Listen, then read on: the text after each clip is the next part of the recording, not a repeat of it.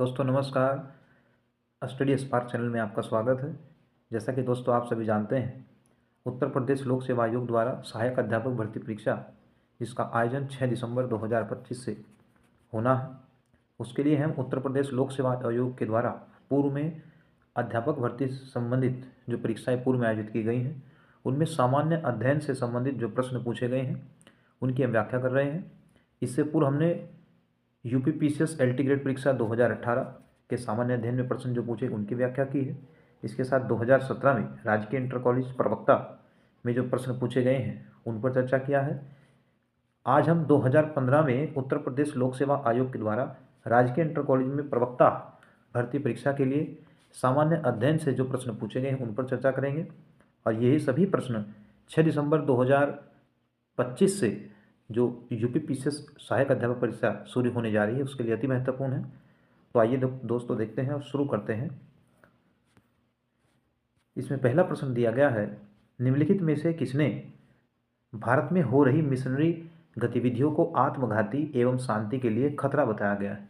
तो ये भारत के गवर्नर जनरल है, British governor general Lord Wellesley. इनका कार्यकाल 1798 से 1805 तक रहा। इन कार्यकाल में अन्य जो घटनाएं घटित हुई हैं उस पर चर्चा करेंगे। इनके द्वारा 1800 ईस्वी में फोर्ट विलियम कॉलेज की स्थापना की गई। फोर्ट विलियम कॉलेज की स्थापना की गई जिसके माध्यम से लोक सेवकों को प्रशिक्षण दिया जा सके।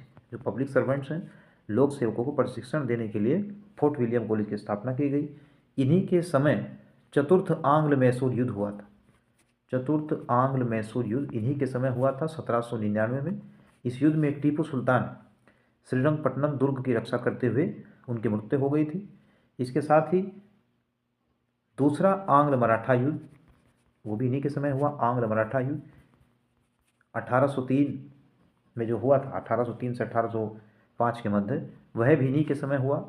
साथ ही साथ सहायक संधि इनके समय का ये प्रमुख संधि है। सहायक संधि भी इन्हीं के समय के कार्यकाल में हुआ है। साथ ही इन्हीं के द्वारा प्रेस सेंसरशिप, प्रेस पर जो है सेंसरशिप बिठा दिया गया था, वह भी लॉर्ड वेलेजली के कार्यकाल में हुआ था। तो ये सभी घटनाएं लॉर्ड वेलेजली से संबंधित हैं। अगला प्रश्न देखते हैं, भारतीय विश्वविद्यालयों की स्थिति पर जांच पड़ताल करने के लिए 1902 में नियुक्त आयोग के अध्यक्ष कौन थे? तो इसमें हो जाएगा थॉमस रेलिंग इस आयोग के अध्यक्ष थे। ऑप्शन डी राइट हो जाएगा। दोस्तों कम समय में हम जो केवल जो सामान्य अध्ययन के प्रश्न हैं उन्हीं पर चर्चा करेंगे। अगला प्रश्न देखते हैं, भारत में अंग्रेजों के शासनकाल में सभी तीनों गोलमेज सम्मेलन आयोजित हुए थे। तो ये लंदन में आयोजित हुए थे तीनों गोलमेज सम्मेलन, जिसमें इम्पोर्टेंट पूछा जाता है कि महात्मा गांधी ने किस गोलमेज सम्मेलन में प्रतिभाग किया था। तो दूसरे गोलमेज सम्मेलन में गांधी जी के द्वारा कांग्रेस की ओर से प्रतिनिधित्व किया गया था। ऑप्शन 20 में राइट हो जाएगा। और तीनों गोलमेज सम्मेलन में इंपॉर्टेंट फैक्ट देखते हैं, तीनों गोलमेज सम्मेलन में शामिल होने वाले व्यक्ति डॉक्टर भीमराव अंबेडकर साहब थे, जिन्होंने तीनों गोलमेज सम्मेलन में पार्टिसिपेट किया था। अगला प्रश्न देखते हैं, दिल्ली दरबार आयोजित हुआ था। तो दिल्ली दरबार 1911 में आयोजित हुआ था। इसमें एक इम्पोर्टेंट फैक्ट हो सकता है कि कितने दिल्ली दरबार ब्रिटिश काल में हुए हैं। तो कुल 3 दिल्ली दरबारों का आयोजन हुआ है। सबसे पहले 1877 में लॉर्ड लिटन के समय, दूसरा दिल्ली दरबार 1903 में हुआ और तीसरा दिल्ली दरबार 1911 दिसंबर 1911 में हुआ। यह जो दरबार आयोजित हुआ था ये जॉर्ज पंचम और महारानी मेरी के स्वागत में हुआ था। ये एक तरह का शाही सभा है जिसमें ब्रिटिश साम्राज्य अपनी शक्ति और वैभव का प्रदर्शन करते थे। 1911 में जब ये समारोह आयोजित हुआ तो इसमें बंगाल विभाजन को निरस्त कर दिया गया। बंगाल विभाजन का जो विभाजन है 16 अक्टूबर 1905 को हुआ था लॉर्ड कर्जन के द्वारा। इस बंगाल विभाजन को निरस्त कर दिया गया। साथ ही बिहार और उड़ीसा को बंगाल से पृथक कर दिया गया था। तो ऑप्शन सी इसमें राइट हो जाएगा। जो इंपॉर्टेंट फैक्ट है दोस्तों हम देखते चल रहे हैं ताकि भविष्य में जो परीक्षाएं होंगी उनके लिए हमारे लिए वह महत्वपूर्ण सिद्ध हों। आगे देखते हैं, नीचे दिए गए कूट से संबंधित निम्नलिखित देशों की उत्तर से दक्षिण की अवस्थिति का अनुक्रम देखना है। सही अनुक्रम क्या करना है? तो इसमें आपका सबसे उत्तर में मंगोलिया हो जाएगा, मध्य एशिया का देश है। उसके बाद स्पेन यूरोप महाद्वीप का देश है। आगे देखते हैं, मैक्सिको उत्तर अमेरिका का का एक प्रमुख देश है, जबकि अर्जेंटीना ये दक्षिण अमेरिका का एक देश है। तो इसका सही जो अनुक्रम होगा 4 3 2 1, इसके अकॉर्डिंग इसमें ऑप्शन डी राइट हो जाएगा। अगला प्रश्न देखते हैं, भारत के निम्नलिखित में से कौन सा राज्य वर्ष 2015-16 में फलों के उत्पादन में शीर्षस्थ रहा? तो 2015-16 में डाटा उत्तर प्रदेश के लिए सही माना गया था, लेकिन वर्तमान में वर्ष 2024-25 में देखें तो यह भारत में सबसे ज़्यादा फल उत्पादन में आंध्र प्रदेश प्रथम स्थान पर, आंध्र प्रदेश, उसके बाद महाराष्ट्र है और तीसरे स्थान पर अपना यूपी। तो तीसरे स्थान पर उत्तर प्रदेश आ जाएगा वर्तमान में, पहले स्थान पर आंध्र प्रदेश राज्य फल उत्पादन में शीर्ष स्थान पर, जो भारत में कुल फलों का 12.09% उत्पादन करता है। तो ऑप्शन डी उस समय के लिए सही होगा, लेकिन वर्तमान में आंध्र प्रदेश इसका सही आंसर हो जाएगा। अगला प्रश्न देखते हैं, निम्नलिखित में से कौन सा युग्म सम्मिलित नहीं है? तो कौन सा युग्म सम्मिलित नहीं है? बांदीपुर ये कर्नाटक में है, पाखल ये तेलंगाना राज्य में हो जाएगा, पाखल तेलंगाना राज्य में हो जाएगा, सीकरी देवी हिमाचल प्रदेश में है और दक्षिगांव जम्मू कश्मीर राज्य में हो जाएगा।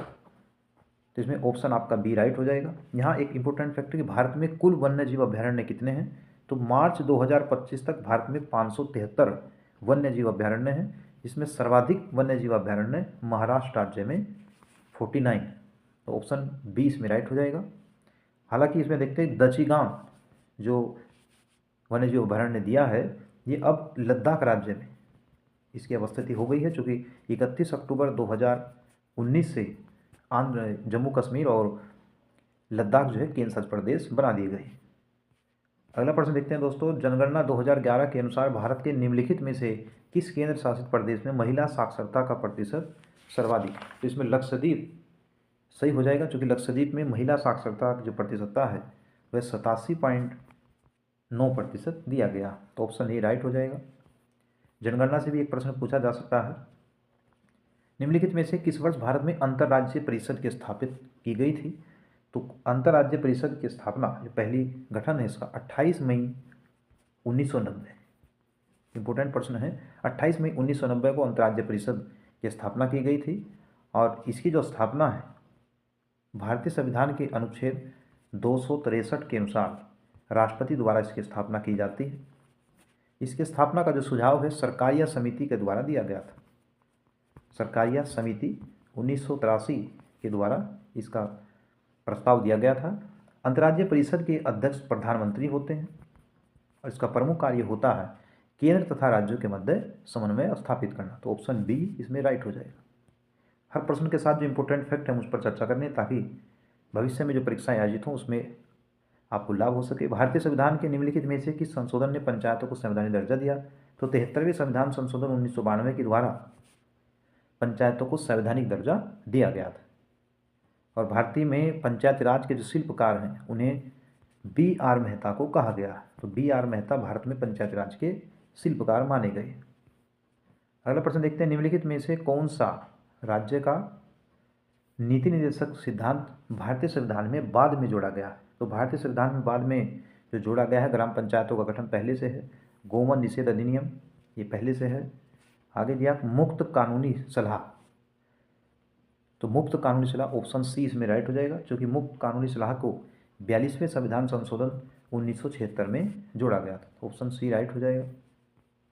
अगला प्रश्न देखते हैं, भारत में राष्ट्रीय विकास परिषद कब गठित की गई? तो 6 अगस्त 1952 को राष्ट्रीय विकास परिषद का गठन किया गया था।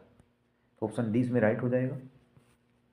अगला प्रश्न देखते हैं, उत्तर प्रदेश में खाद्य सुरक्षा कानून किस समय से लागू है? तो 1 मार्च 2016 से समाजवादी पार्टी की सरकार के समय इस कानून को लागू किया गया था। अगला प्रश्न देखते हैं, भारत में छठी आर्थिक जनगणना किस वर्ष में पूर्ण हुई थी? तो छठी आर्थिक जनगणना 2013 में 13 से 14 के मध्य पूरी हुई थी। अगर ये प्रश्न पूछ ले भारत में कुल कितनी आर्थिक जनगणना हुई, तो केवल 7 आर्थिक जनगणना हुई है और 7वीं जो आर्थिक जनगणना है ये पहली जो आर्थिक जनगणना है ये 1977 में हुई थी, जबकि अंतिम जो आर्थिक जनगणना है 2019 में पूरी हो चुकी है। तो कुल 7 आर्थिक जनगणनाएं भारत में हुई। आगे देखते हैं, 88वें ऑस्कर 2016 में सर्वश्रेष्ठ फिल्म का पुरस्कार किसे दिया गया? तो उस समय ये स्पॉटलाइट को दिया गया था, लेकिन वर्तमान में हम देखें 97वां ऑस्कर पुरस्कार, करंट के अकॉर्डिंग अभी का प्रश्न देखते हैं। 97वां ऑस्कर पुरस्कार 2025 किसे दिया गया है? तो ये फिल्म है एनोरा। एनोरा को सर्वश्रेष्ठ फिल्म का जो पुरस्कार दिया गया है। भारत के दृष्टिकोण से देखें तो किरण राव के निर्देशन में बनी फिल्म लापता लेडीज़ को आधिकारिक फिल्मों के रूप में चुना गया था। तो ऑप्शन इसमें ए राइट हो जाएगा। लेकिन वर्तमान में एनोरा फिल्म को 97वां ऑस्कर पुरस्कार 2025 दिया गया। अगला प्रश्न देखते हैं, निम्नलिखित में से आम की किस प्रजाति को भारत से निर्यात हेतु सर्वाधिक प्राथमिकता दी जाती है? तो अल्फांसो ये आम की प्रजाति है, इसे निर्यात हेतु सर्वाधिक प्राथमिकता दी गई। अन्य किस्मों में देखें तो अल्फांसो को आमों का राजा कहा जाता है। प्रश्नों के साथ जो इंपॉर्टेंट फैक्ट्स दोस्तों उस पर चर्चा कर रहे हैं, तो आमों का राजा अल्फांसो किस्म को कहा जाता है। इसके साथ ही अन्य जो आम की प्रजाति हैं, केसर,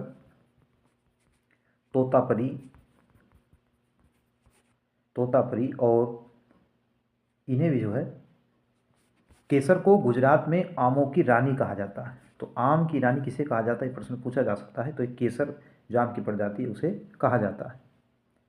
अगला प्रश्न देखते हैं, निम्नलिखित में से किस फसल से तेल तथा रेशा दोनों ही पर्याप्त मात्रा में प्राप्त होते हैं? तो अलसी से तेल और रेशा दोनों प्राप्त होते हैं। ऑप्शन डी राइट हो जाएगा। ब्रह्मोस मिसाइल को संयुक्त रूप से विकसित किया है।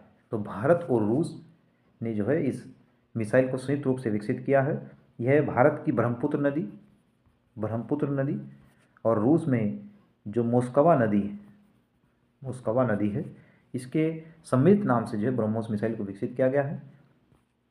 इसका जो प्रमुख तथ्य पूछा जा सकता है, भारत में इसका उत्पादन DRDO के द्वारा, जो लखनऊ इकाई है उसके द्वारा इसका उत्पादन किया जाता है।